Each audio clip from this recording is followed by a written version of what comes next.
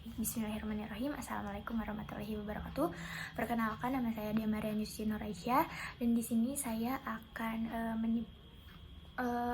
membahas sedikit ringkasan terkait webinar yang telah saya simak yang berjudul Kurikulum Merdeka, pembelajaran yang hanya berpusat pada peserta didik.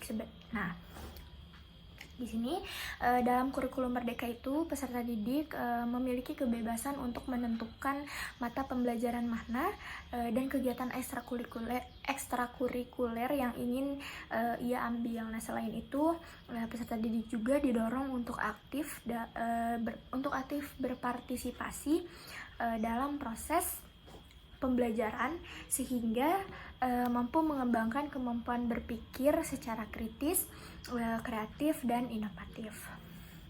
Nah, lalu di sini juga kurikulum merdeka ini berfokus pada materi esensial dan perkembangan kompetensi peserta didik, di mana kurikulum ini itu sangat fleksibel sehingga bisa melihat setiap karakteristik di dalam peserta didik itu sendiri. Nah, lalu di dalam kurikulum merdeka ini juga mengacu pada kompetensi capaian pembelajaran yang sesuai dengan karakteristik peserta didik sehingga belajar lebih bermakna dan lebih menyenangkan. Lalu di sini juga keunggulan dari kurikulum merdeka itu yang pertama itu ada memberikan kemerdekaan kepada siapa? Kepada sekolah, kepada satuan pendidikan itu sendiri, kepala sekolah, guru, bahkan peserta didik gitu. Nah, peserta didik di sini itu memilih pembelajaran yang sesuai dengan karakter siswanya, karakter peserta didik itu sendiri. Nah, yang kedua itu lebih relevan dan interaktif.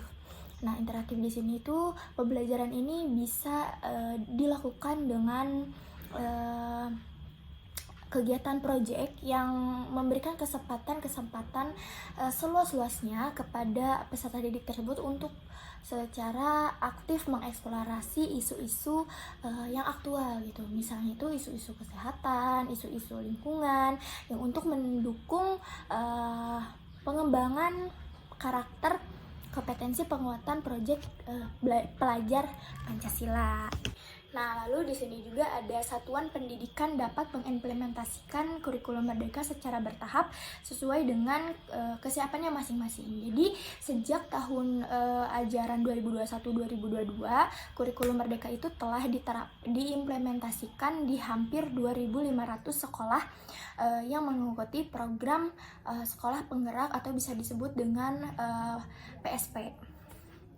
Dan 901 SMK pusat keunggulan atau SMK-PK sebagai bagian dari pembelajaran dengan paradigma yang baru gitu. Tadi paradigmanya baru. Lalu kurikulum ini diterapkan mulai dari TKB, SD dan SDLB kelas 1 dan kelas 4, SMP dan SMPLB kelas 7, SMA dan SMALB dan SMK kelas 10. Nah, lalu mulai tahun 2002 hingga tahun ajaran 2002-2023, satuan pendidikan dapat memilih untuk mengimplementasikan kurikulum berdasarkan kesiapannya masing-masing, mulai dari TKB, kelas 1, kelas 4, kelas 7, dan kelas 10. Nah, pemerintah itu menyiapkan angket untuk membantu satuan pendidikan menilai tahap kesiapan dirinya untuk menggunakan kurikulum merdeka. Nah, lalu di sini juga ada 3 pilihan yang dapat diputuskan satuan pendidikan tentang implementasi kurikulum merdeka pada tahun ajaran 2022-2023. Nah, yang pertama itu ada menerapkan beberapa bagian dan prinsip kurikulum merdeka berupa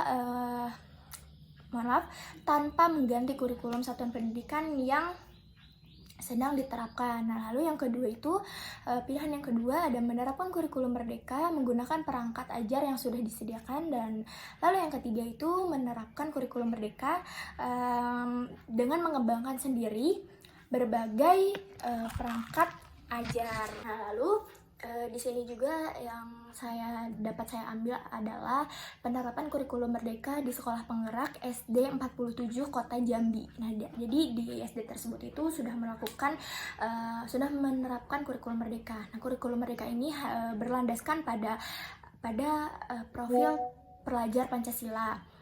Siswanya itu harus berkarakter, harus berpusat pada anak. Jadi di dalam kurikulum merdeka ini kita itu harus melakukan pembelajaran yang berdiferensiasi, berbasis proyek, kayak membuat suatu situasi yang dengan keinginannya gitu. Lalu materinya itu harus esensial. Nah, di dalam kurikulum merdeka ini juga terdapat beberapa tantangan gitu. Nah, yang pertama itu ada memahami satu persatu karakter siswa. Lalu yang kedua itu ada guru harus selalu berinovasi menciptakan pembelajaran yang berpusat pada siswa gitu, secara kreatif mungkin. Nah, lalu setelah adanya tantangan pasti ada dukungan. Nah, dukungan di sini tuh didapat dari siapa aja. Yang pertama itu didapat dari kementerian, dari kepala sekolah, dari orang tua, dan yang terakhir itu dari teman sejawat. Oke, sekian dan terima kasih. Mohon maaf bila ada kata-kata yang kurang dimengerti. Saya Ade Mariani Suciana Aisyah, pamit undur diri. Wabillahi taufiq wal hidayah. Assalamualaikum warahmatullahi wabarakatuh.